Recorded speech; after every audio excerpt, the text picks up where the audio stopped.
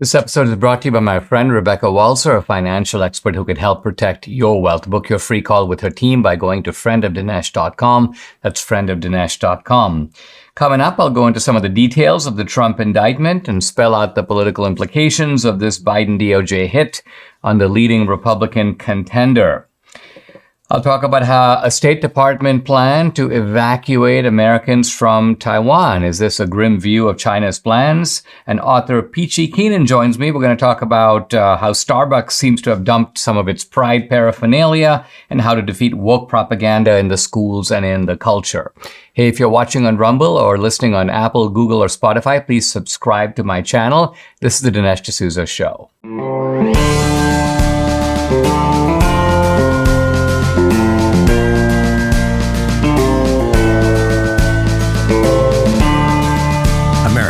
Needs this voice. The times are crazy. In a time of confusion, division, and lies, we need a brave voice of reason, understanding, and truth. This is the Dinesh D'Souza Podcast. Donald Trump went into court yesterday and was arraigned on these 30-plus charges. He commented afterward, at least in an email to his email list, that he is facing upwards of 100 years in prison. I mean, just think of the madness of this. And of course, what he's doing is he's taking all the multiple charges and adding up all the penalties. Now, it doesn't quite play out that way, but still, I think what he's saying is that, look, this regime, this Biden regime, this Biden DOJ is trying to put him away for life. Now, they would probably be content if he agreed not to run again. They want to put him out of contention. That is their real goal. But look at the relentlessness with which they move. And I say this because we as Republicans, as conservatives, need to realize that this is what we are up against. Trump is very much here the poster boy, if you will, for the vengefulness of the left. And he is a stand-in. He said this at rallies before, a stand-in really for the rest of us.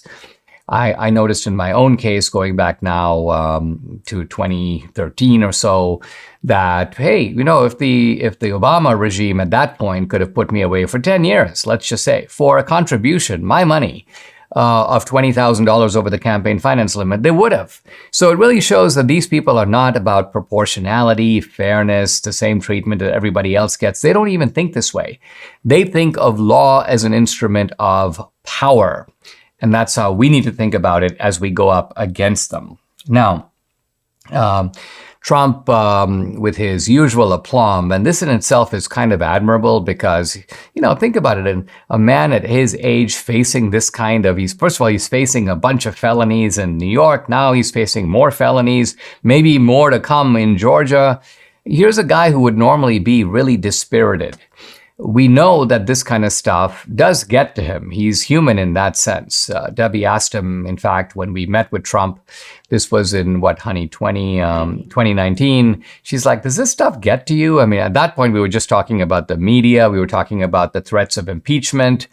And we kind of expected, at least a little part of me expected Trump to go, ha, ha, ha, this doesn't get to me. These people are nuts, and so on. And they are nuts, but they're also dangerous nuts. And Trump was like, you know, he goes, I got to confess. I mean, yeah, it does get to me. And he goes, it's because ultimately it shows that the country is in bad shape. And that's really what's motivating Trump to do what he does for the country and to face this kind of an assault on, and really what have to be called pretexts. What's the real offense here? He slow walked a bunch of documents. And so for this, he's facing indictment and incarceration. Meanwhile, Biden is collecting tens of millions of dollars in bribes from international agents and foreign entities, including adversary powers. And all of that is skipped over. Notice how little media coverage there is of that. Very, very telling.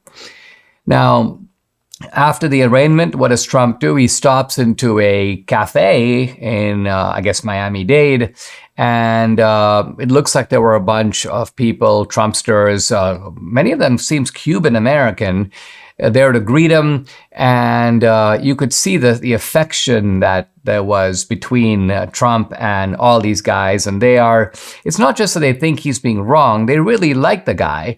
And in one kind of very telling scene, they all huddle around him and begin to pray for him. Now, it's funny, this was shown on CNN, and Jake Tapper was reacting kind of like someone had sprinkled holy water on him. He was like, he's like, I can't see this, I can't see this. And it gives you an idea, really, of how these people are so freaked out. They're freaked out not only by Trump's continuing appeal. Remember, they have been pounding this guy nonstop now for 6 years? And evidently to no effect. At least for these Trump supporters, it hasn't really gotten through at all. In fact, arguably their affection for him has increased. Now, one point that's worth making here is that if this happened in any other country, the United States would call it despotism. Think of it, if in El Salvador, or if in Nigeria, or if in India, the Indian Prime Minister Modi rounded up the leading candidate from the Congress party. In fact, let's just say someone who had previously been Prime Minister, and decided to indict them and charge them. Not just the United States, but the United Nations, many other countries, all the different freedom groups around the world would be like, no, this is a sign that this country is sliding into despotism. We've seen that in Myanmar and other places. Remember in Brazil, when Lula da Silva was arrested, charged with crimes, actually convicted, but later that conviction overturned. There was a lot of talk around the world that Brazil was sliding into despotism because, after all, Lula had been the prime minister. And so this idea of locking up the primary figures of either party is seen as a kind of no-no. At least not without absolutely grave circumstances, clear-cut violations, clear-cut cases of bribery, selling secrets to foreign powers. And again, when you lay out these grave accusations, they apply to Biden, they don't apply to Trump. Bank failures, record inflation, spy balloons, mass layoffs. It's a recipe for disaster if your investments are with a typical financial advisor. But my friend Rebecca Walser is different. You've seen her on the podcast. She's just got a terrific grasp of what's going on in the world, the threats to the dollar. She has a good grasp on both the world economy and the U.S. economy. Now, Rebecca Walser is a wealth strategist, a tax attorney. She has a global MBA from the London School of Economics. She told her clients to get out of equities back at the end of 2021. So she got it right when most advisors got it wrong. And who had to pay the price? Well, you as the consumer. So don't let blind loyalty leave you losing money. Call Rebecca Walser's office today to protect your wealth from the market volatility and uncertainty. Debbie and I did a call with her team to talk about our investments, and you should too. Go to friendofdinesh.com to book a call with Rebecca's team today. That's friendofdinesh.com to protect your investments and your future. I want to talk about some of the key details in the Trump indictment, and I think I'll do it over several days by zooming in to particular items and examining them closely. It's better than a shotgun approach of trying to pull together many threads into a single segment. So all of this began with the Mar-a-Lago raid. And so the first question, because the Mar-a-Lago raid was the way in which the government, the DOJ, obtained this evidence, then leading to these multiple indictments against Trump. So was the Mar-a-Lago raid legitimate? Now, a very interesting figure has surfaced, surprising to say that it was not. And that is a guy named Stephen D'Antonio. Now, you might remember this guy's name. I've mentioned him on the podcast before. Who is this guy? Well, he was the head of the Detroit office of the FBI. He was actually in charge of the FBI investigation of the Whitmer kidnapping. In fact, he was considered such a specialist, you could say, in the FBI framing people, that he was brought to Washington, D.C. and put in charge of January 6th. So this guy, Stephen D'Antonio, is the connection between the Whitmer kidnapping and January 6th. So certainly to my mind, and probably to a lot of other people's minds, a really bad guy. And yet this very same guy, and this is how complicated the world is, has apparently written a letter that is now available to the House Oversight Committee. And in the letter, he goes, this Mar-a-Lago raid is completely out of line. He says, I objected to it, and he objected to it not just in generic terms, why are we raiding the former president, but he objected to it in terms of the FBI's own rules and procedures. So let's look at some of his objections. His first objection is the Miami field office did not conduct the search. And the FBI works now through field offices. And even if a directive comes from Washington, typically if the raid is in Miami, the Miami field office is like, you guys do the raid. But in this case, they told the Miami field office not to do the raid. They were going to do it, and it was going to be handled out of Washington, D.C. So the first point that Stephen D'Antonio was making is that this is not according to procedure. Number two, the department did not assign a U.S. attorney's office to the matter. Again, if you're prosecuting a case, let's just say in Pennsylvania, you typically approach the U.S. attorney in Pennsylvania. That's the guy who takes charge of the case. He might coordinate again with Washington, D.C., but it's the U.S. attorney on site that conducts the operation. This, again, was not done. So right away, Stephen D'Antonio was saying this is being handled in a very unusual way. And when he objected through the process, he was told that no, the National Security Division of the Washington, D.C. FBI, this guy named Jay Bratt, who's head of the department's counterintelligence division, he would be the lead prosecutor on the case. This was not going to involve the U.S. attorney in Miami or really anywhere else. Number three, the FBI did not seek consent to effectuate the search. And then number four, connected with that, the FBI refused to wait for President Trump's attorney to be present before executing the search. Now, again, Stephen D'Antonio was saying is we have done a lot of raids. Raids are done according to a certain type of formula. And the formula is work with the local FBI office, consult the local U.S. attorney, give the person a chance to consent first. If they don't consent, you might still do the raid, but at least ask them first, can I come search your facility? If they say yes, think of it. It's a lot easier. It's a lot safer. There's Secret Service at Mar-a-Lago. You're just going to show up with weaponry, and who knows what can happen. So the point being, this is FBI protocol, and protocol was clearly not followed. And finally, the issue about the attorney is important because Trump is entitled to representation. Now, there was, in fact, an attorney on the scene, Christina Bobb, but she's not a criminal defense attorney. She's basically a sort of a personal attorney for Trump. And she came on the podcast, in fact, after the Mar-a-Lago search and described the search. But I remember her saying specifically, I was not allowed to accompany the people who were doing the search. In other words, they told me the search was going on. I could be there, but I was not allowed in the building and at the scene when the search was going on. So I was essentially removed from the premises of the search itself. So all of this is a way of saying that this has not been handled in a conventional, which is to say in a proper manner. And all of this will be interesting to see when all of this goes before the judge, how this will be handled now that it's in court. The debt ceiling crisis has come to a head. This administration is doing its best to force more government spending. They've reached a settlement to get the deal done. But for now, our national debt continues to skyrocket. Well, how are you protecting your savings? Times like these are when concerned savers like me turn to gold. And I, like thousands of similar-minded people, buy my gold from Birch Gold. Here's the easy way to do it. Birch Gold will help you convert an existing IRA or 401k into an IRA in gold. You don't pay a penny out of pocket.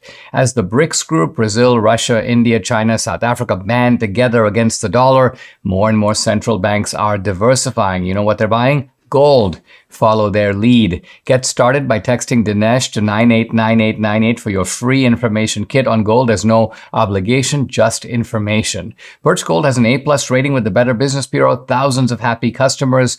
Birch Gold can help protect your savings too. Again, get started by texting Dinesh to 989898 today. In the classified documents case, Trump is not being charged with taking documents and storing them at Mar-a-Lago. That seemed to be the original pretext for the raid.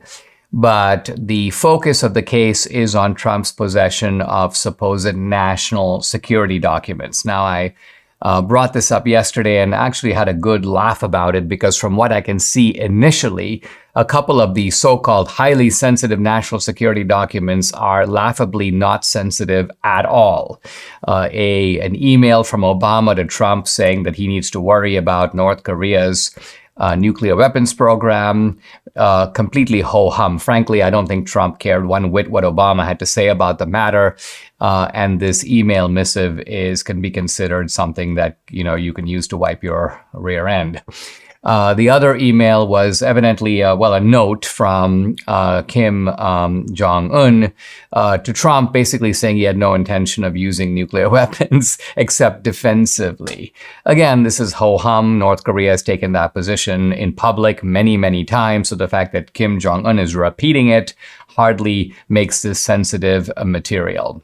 But moving on from that, one of the documents highlighted in the indictment is a document that concerns a plan to attack Iran.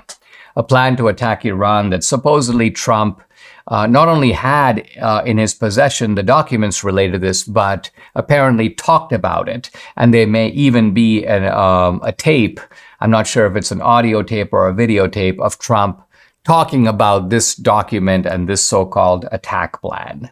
Now, what makes all of this really interesting is that General Milley had claimed in his testimony before Congress that he was the one who stopped Trump from the idea of attacking Iran. So according to Milley, the scenario was this: Trump was out of control. Trump was like, we need to consider a plan to attack Iran. Milley was like, no, sir, that would be very irresponsible. It would escalate, and this is not something that we ought to do. It turns out from the document that the truth was actually exactly the opposite.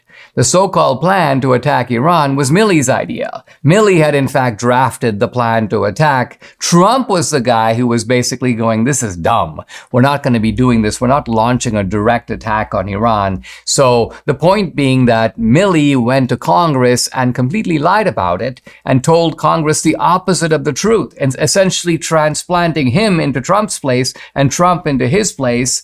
And this is very interesting because it means that you've got a top general who has no compunction about lying to Congress. Now, he probably thought, I'm going to get away with it because it's all based on classified documents. They're never going to find out what the truth is. And so it's kind of ironic that here in the Mar-a-Lago case, the document surfaces showing that the truth is that Trump was the one who was trying to shut down any plans to have hostile action against Iran. This is also a good time to remember that it was General Milley who admitted that he was communicating unauthorized, without Trump's authorization, with his counterpart in China. This was right before the 2020 election. He's like, listen, we have no plans to attack you. And by the way, if you hear any rumors to the contrary, please contact me. So Milley then claimed that it was important to keep channels open between superpowers and so on. But the reality was that this guy was going behind Trump's back. In other words, undermining the authority of the commander-in-chief. So all of this is an interesting sideline from the main case itself, but I think it reinforces our understanding of Milley. This guy is totally a snake. I think when it comes to towels, nothing compares to MyPillow towels. Mike Lindell has really hit a home run with his towels. Imagine having towels that actually work. Now, the MyPillow towels are soft to the touch without the lotiony feel. They have proprietary technology, which makes them highly absorbent. Other towels feel good, but don't absorb. MyPillow towels are available in multiple styles and sizes. They're made with 100% USA cotton. They're machine washable and durable. 10-year warranty, 60-day money-back guarantee, and Mike is running a flash sale on the My Towel 6-piece set for $25 with promo code Dinesh. These towels were regularly $99.98, so an amazing offer. It includes 2 bath towels, 2 hand towels, and 2 washcloths. So go ahead, call 800-876-0227, the number again, 800-876-0227, or go to mypillow.com to get the discounts. Don't forget to use the promo code DINESH Dinesh. Things seem to be heating up on the Taiwan front. And this does not come as any kind of a surprise. By and large, our adversaries are always on the move when Democrats are in office. Democrats are recognized to be weak enforcers of U.S. foreign policy. They are known to be capitulators and, well, to be honest, wimps. And it looks like Biden is worse than usual. Not only the Afghan disaster, people falling out of planes, a absolutely incompetent evacuation, even against a group of, well, 13th century tribesmen, the Taliban. So you can see why the Chinese are not quaking when they think about what the U.S. will do in response to, let's say, a move against Taiwan. Recently, 4 Chinese naval ships moved into the South China Sea, engaging in so-called combat readiness patrols, and 10 Chinese fighters recently crossed into Taiwanese airspace. Now, just by way of background, this is a dispute that goes back to 1949 when communist Mao had his revolution and took over. Basically, there were a lot of Chinese who opposed the communists, and many of them fled to Taiwan, and this is how Taiwan was created. So Taiwan was created not just as a kind of alternative to China, but as an adversary to China, as an opponent to the communist power, as it is to this day. And the Taiwanese are a successful society, and they're also quite powerful. They have their own fighter planes, their own ships, their own land-based missile defense system. So I'm sure the Taiwanese are on pretty high alert. Now, there's an interesting news report that the U.S. is preparing in the eventuality of a Taiwanese clash, the Chinese invade Taiwan, preparing to evacuate U.S. citizens from Taiwan. Now, this is not because the U.S. thinks that this is imminent, but I suppose it has to be because the U.S. thinks it is possible, and we all know it is possible.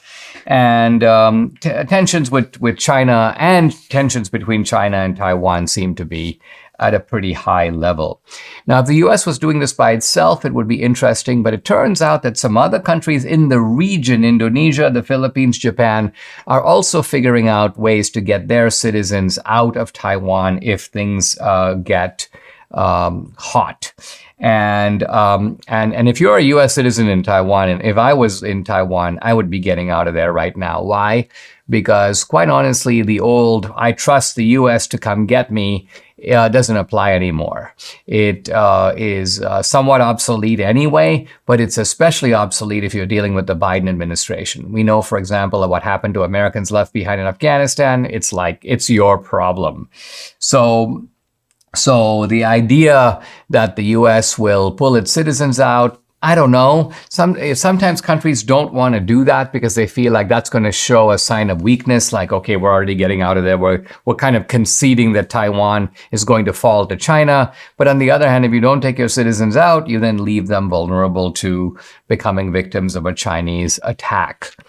Of late, Xi Jinping has been, if you listen to things that he's telling the Chinese people, he's telling the Chinese people you have to prepare for continuing, ongoing, long-term tension with the West and specifically with the United States.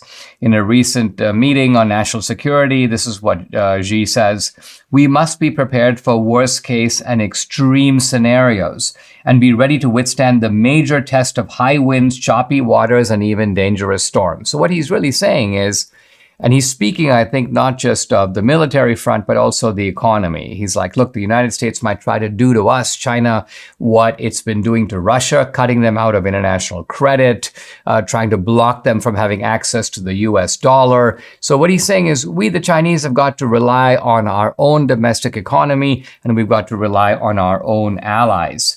He's talking about the fact that he says we have to build up our domestic market and ensure, quote, normal operations of the national economy under extreme circumstances.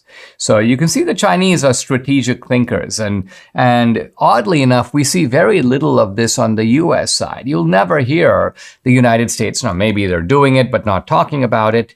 engaging in extensive planning. What happens if the Chinese have spy bases in Cuba? What if they're able to deploy short-range or medium-range missiles in Venezuela? What if they start thinking about ways to block our EMP, our electromagnetic pulse system, through an EMP type of attack?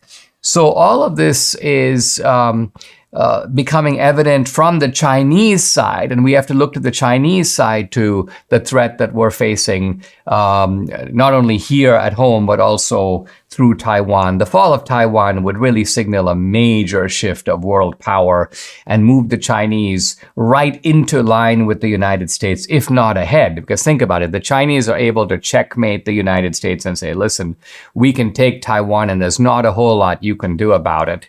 Who becomes at that point the world's leading superpower? W and I are eating better now. We've lost weight, but foods we can't seem to eat enough of, and it's a requirement, are veggies and fiber. Now, what better way to get all your fruits and veggies plus fiber than with Balance of Nature? This is Balance of Nature's Fiber and Spice. It's a proprietary blend of 12 spices for digestive health.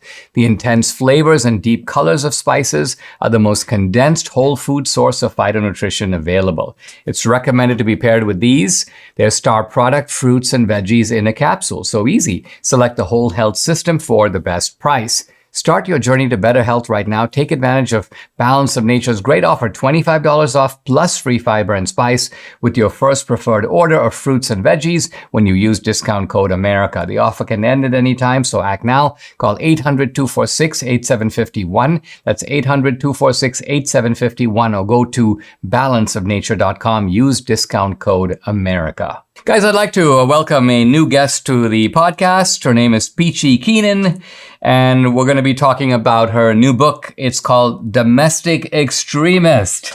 By the way, Peachy Keenan is the pseudonym of a writer, editor, and mom who, well, apparently lives deep behind enemy lines. She's given up a career writing for woke corporate behemoths to devote herself to family and also social media. And she's also a contributing editor for The American Mind, which is a very fine publication of the Claremont Institute.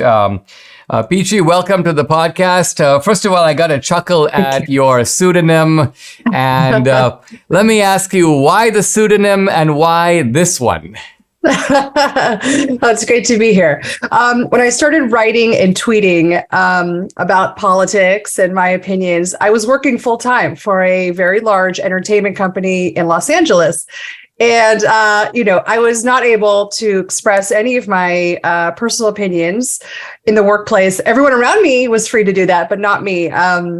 Some women's opinions are more equal than others. I would have immediately been canceled. And then Peachy Keenan is just sort of a play on peachy keen, because things definitely were not feeling very peachy keen at the time. Oh, I see. So you picked a kind of ironic name. Yeah. To suggest your peculiar situation as, a conservative Right. in a kind of woke cultural environment. Yes, exactly.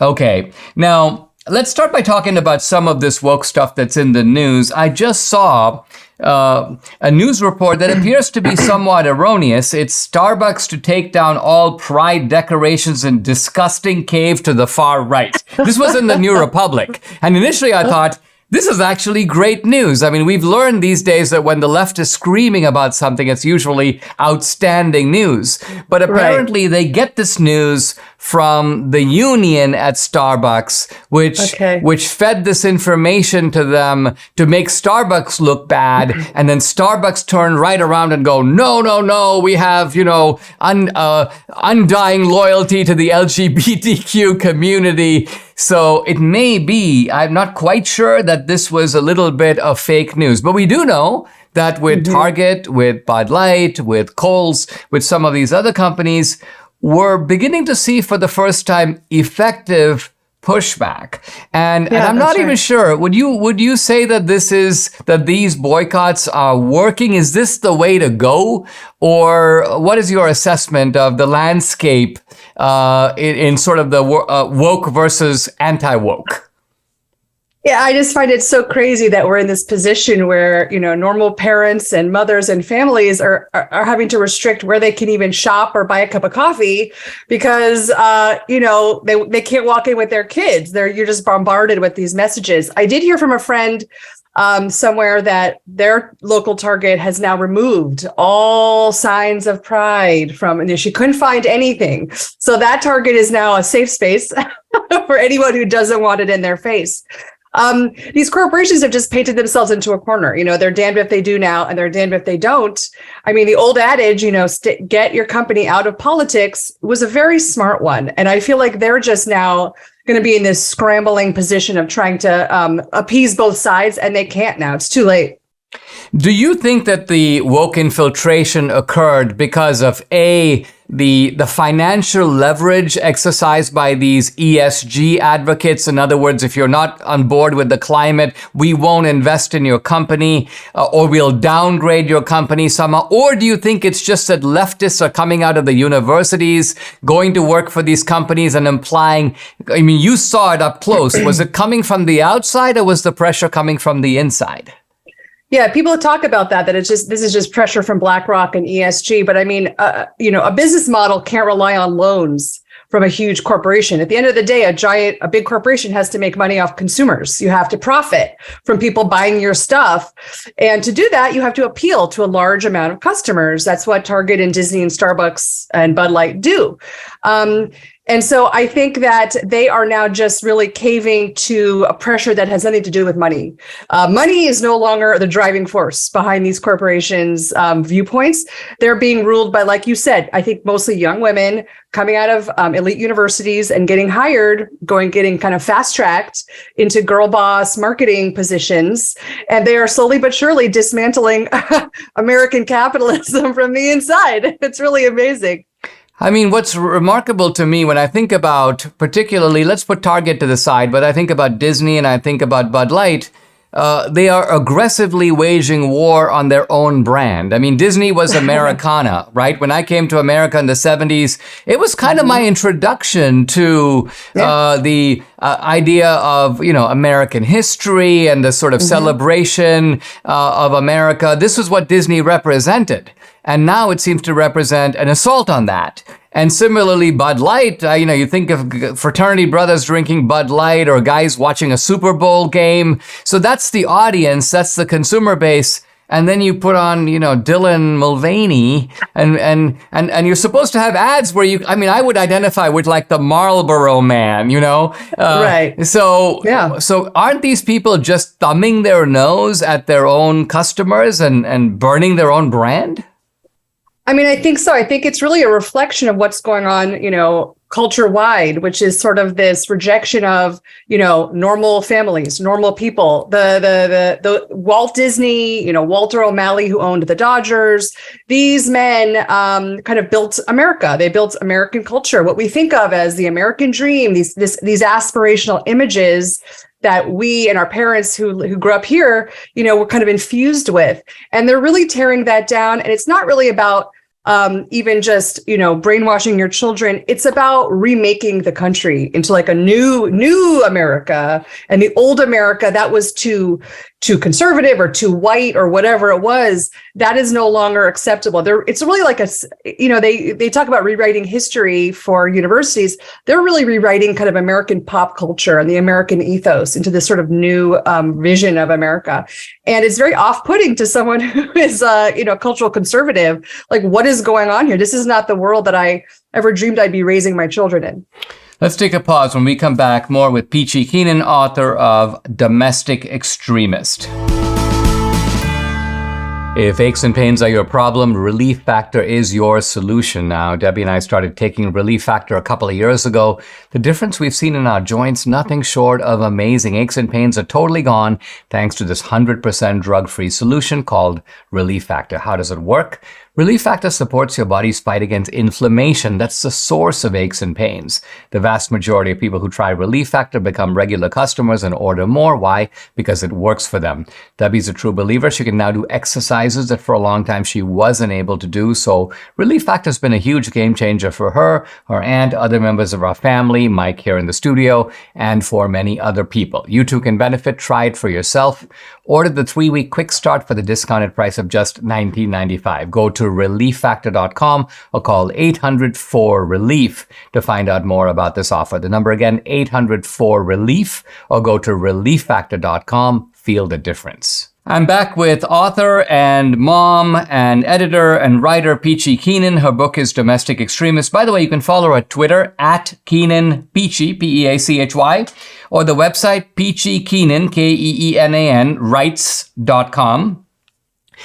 You know, Peachy, I'm a little bit unsure why conservatives and defenders of the American way of life, and you don't have to be very political to like, the old way of going to Disney or baseball or Americana or apple pie.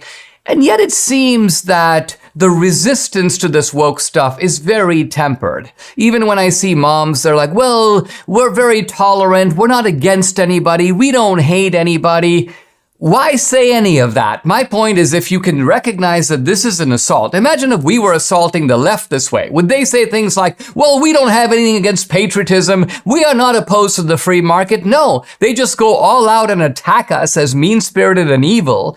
And yet we don't do that to them. Have you noticed the psychological difference between the two sides? And how do you explain it? Absolutely. Yeah, absolutely. I mean, I think that, people on the right tend to be people who just want to be left alone. Many of them are Christian. They do believe in tolerance and love, like the real version of that.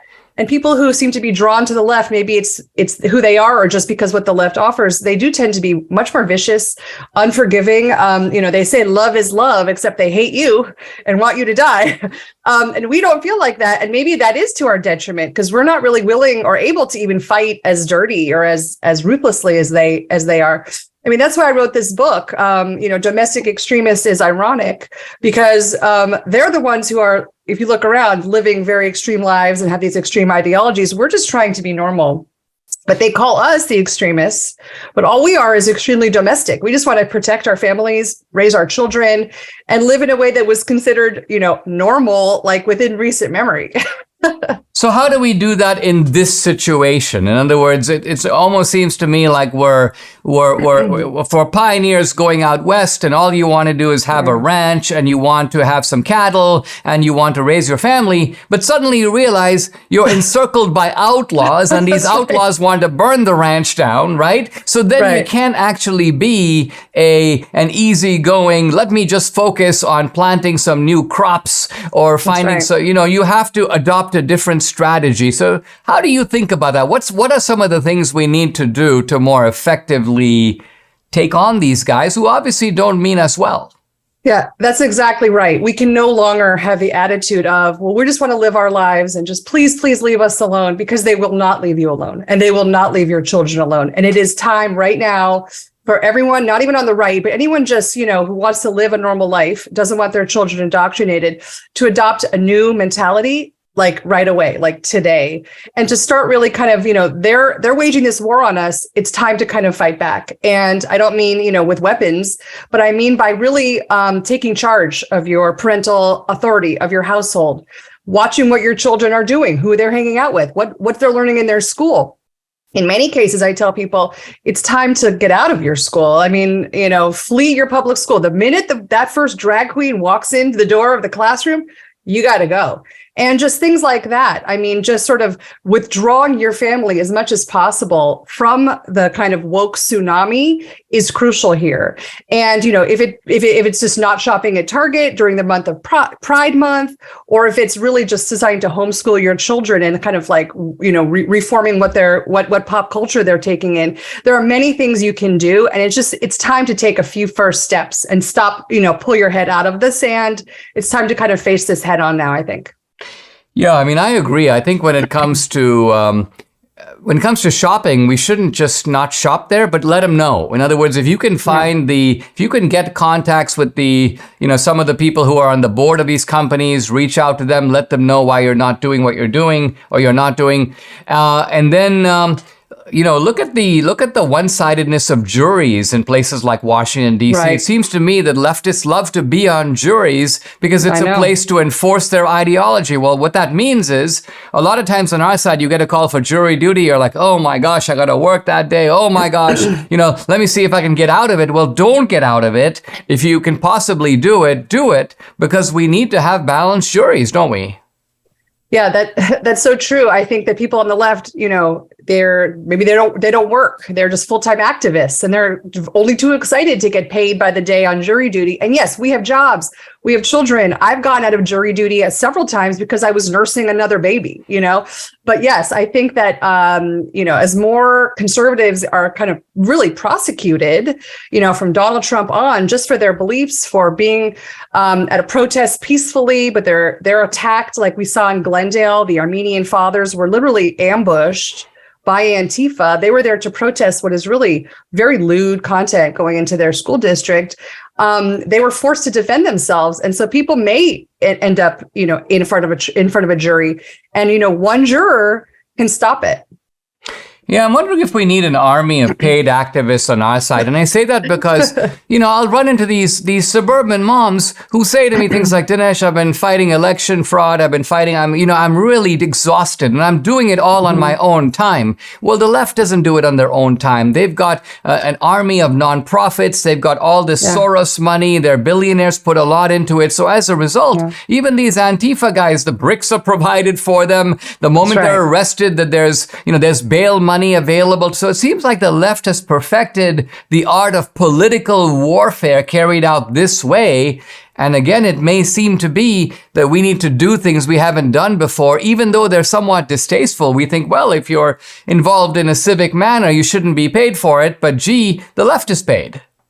Yeah, that is such a great idea. There is definitely they have built a whole industry around protesting and activism. I mean, just from the top down. Antifa, they're paid. I mean, I have friends who have seen them on airplanes flying to different protests in their full Antifa gear on the airplane. We don't have that. The Bidens employ like young Zoomer age men who make TikTok videos about how great Joe Biden is. Like, what 19-year-old boy cares about Joe Biden? We do not have that. And we saw there was a school the other day where the school had been covered in pride paraphernalia, and the children were told it was a middle school, they were required to wear rainbow gear. And the kids protested. They tore down some posters, or they threw something on the floor. They didn't want to wear the clothes. And they were doing that on their own, like this organic protest among the kids, and it would be really nice to have that supported, those kids, lawfare to protect them from being, sued or whatever from that. I think that's a great idea. Because the administration is going to come down hard and go, these are hateful kids, and so on. And so they already are doing that. Good stuff. Peachy Keenan. The book is called Domestic Extremist. The website, peachykeenanwrites.com. Hey, thanks so much for joining me. I appreciate it. Thank you so much. Great to be here. I'm approaching the end of my mini course on Christian apologetics based upon my book, What's So Great About Christianity?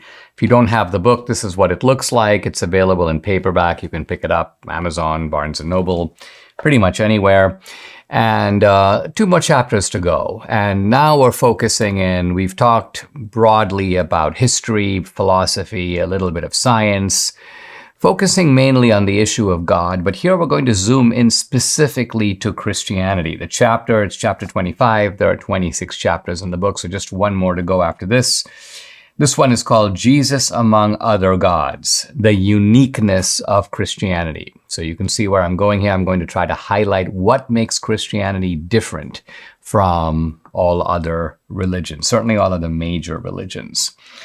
The opening quotation, one of my favorites, it's from Shakespeare's The Merchant of Venice. In the course of justice, none of us should see salvation. This is actually from Portia. And what she's saying is that, hey, if we all get what we truly deserve, you know what? None of us would actually make it to heaven. And she's applying this notion to Shylock's claim that he wants a pound of flesh because it's just, he demands justice. And she goes, well, listen, you know what? If we all got really the justice, things wouldn't actually turn out that well for us after all. Now, so far in the book and in this talk, in this course, I've examined Christianity kind of from a secular point of view. I've tried to show how Christianity has shaped our culture and our world. I've tried to show how the central premises of theism in general, and Christianity in particular, are supported by modern science and modern thought.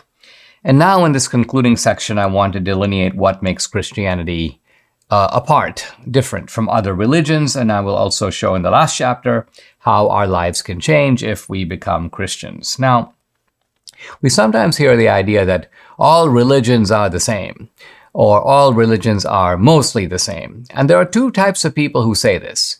The first type is actually religious believers, although typically they don't tend to be all that fervent religious believers. These are well-meaning people who say, well, you know, all religions are equal pathways to heaven. And this is in fact the position of one major religion, Hinduism. Hinduism makes the claim that there are multiple pathways to heaven, and you don't have to be a Hindu to achieve this kind of liberation or nirvana. But there is a widespread sentiment in the West that religions are similar in that they're kind of human pathways to the divine. And according to this logic, well, it doesn't matter a whole bunch what religion you subscribe to. And so, again, if you go around trying to persuade other people that your religion is right, your religion is the best, this seems to be kind of impolite, if not somewhat fanatical. Now, the second group that considers all religions to be largely the same is atheists. They believe that all religions are the same because all religions are equally false. And some unbelievers even say all religions are equally pernicious. So when I write about Christianity, I sometimes will hear things like, well, you know, Dinesh, why are you down on atheism? You too are kind of an atheist when it comes to Allah. In other words, you don't believe in that God. You don't believe in the Hindu gods. Richard Dawkins makes this point in his book called The Devil's Chaplain. When it comes to Baal and the golden calf, Thor and Wotan, Poseidon and Apollo, Mithras and Amun-Ra, all modern theists are actually atheists. And he goes, and he's trying to be really clever here, some of us just go one God further. So in other words, you Christians don't believe in all the other gods, we just add your God to the list. So according to this way of thinking, all sorts of divine revelation, whether it's Islamic or Hindu or Christian, all of this is a bunch of nonsense. And it's hair-splitting whether you're dealing with Christian nonsense or Jewish nonsense or, for that matter, Zoroastrian nonsense. But I think that both these believers and these atheists are wrong in that all religions are, in fact, not the same. And at some level, we really know this because religions, if we pay attention to the content, they make these uncompromising claims. Claims about the nature of God, the nature of us, the nature of the afterlife, the nature of morality. And so if you look at these claims and you put them all up side by side, you find that they are incompatible. So it clearly can't be true that these religions are all right. Now, it could be true that they are all wrong because you can have differing and incompatible claims, and all of those claims are fallacious. But it does follow that if one of these religions is true, comprehensively and completely, then the others are, at least to a certain degree, false. But a lot of well-meaning people don't like to get into this. They want to avoid controversy, so they say, listen, religions are the same. That these are people who kind of want to go along and get along. And even though this is an erroneous view, I think, it does contain an element of truth. And an element of truth is this, and that is that there is a common morality that the great religions of the world share. I also think it's true that the great monotheistic religions have something in common. They worship the one God, and I think therefore it has to be the same God. But of course they differ tremendously in their understanding of God, why man needs God, and most importantly, how man can find him. Subscribe to the Dinesh D'Souza podcast on Apple, Google, and Spotify, or watch on Rumble, YouTube, and SalemNow.com.